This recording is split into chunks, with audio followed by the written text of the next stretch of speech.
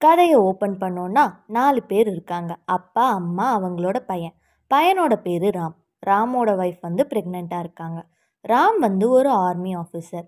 இவங்க குடும்பம் ரொம்ப சந்தோஷமாக வாழ்ந்துட்டு வந்துட்டு இருக்காங்க.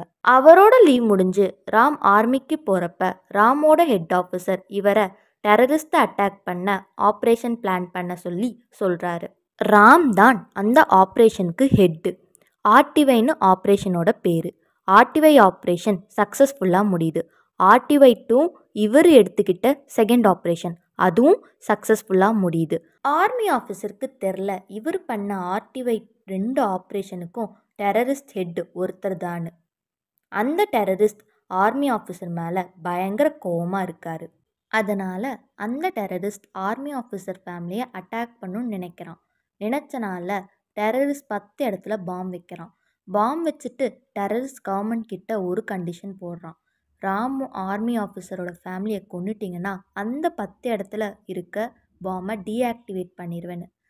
வேற வழியே இல்லாமல் ராம் ஆஃபீஸரோட ஃபேமிலியை கொண்டுடுறாங்க நம்ம கவர்மெண்ட். இதை தெரிஞ்சுக்கிட்ட ஆர்மி ஆஃபீஸர் கத்தி கதறி அழுகுறாரு. அவருக்கு என்ன பண்ணுறதுனே தெரில, பைத்தியம் பிடிச்ச மாதிரி இருக்காரு. இதை செஞ்சது நம்ம கவர்மெண்ட் தான் தெரிஞ்சுக்கிட்டு நம்ம கவர்மெண்ட்டுக்கு எதிராகவே மாறி அவங்கள பழி வாங்கணும்னு நினைக்கிறாரு.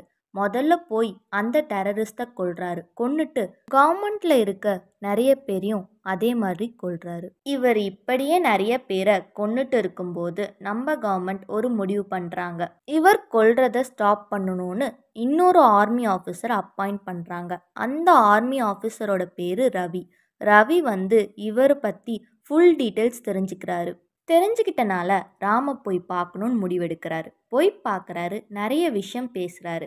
ரவியால் ராம கன்வின்ஸ் பண்ண முடியலை. ராம் நம்ம கவர்மெண்ட்டை அழிக்கணும்னு தான் நினைக்கிறாரு. ஏன்னா இவர் ஃபேமிலியை கொன்னதே கவர்மெண்ட் தான். இதனால ராமுக்கும் ரவிக்கும் சண்டை நடக்குது. ரவி வந்து கடைசியில் ராம கொன்னுறாரு. கடைசியில் இதில் ஹீரோ யாரு, ராமா ரவியா? இந்த கதை உங்களுக்கு பிடிச்சிருந்தா எங்கள் சேனலை லைக் அண்ட் சப்ஸ்கிரைப் பண்ணிடுங்க.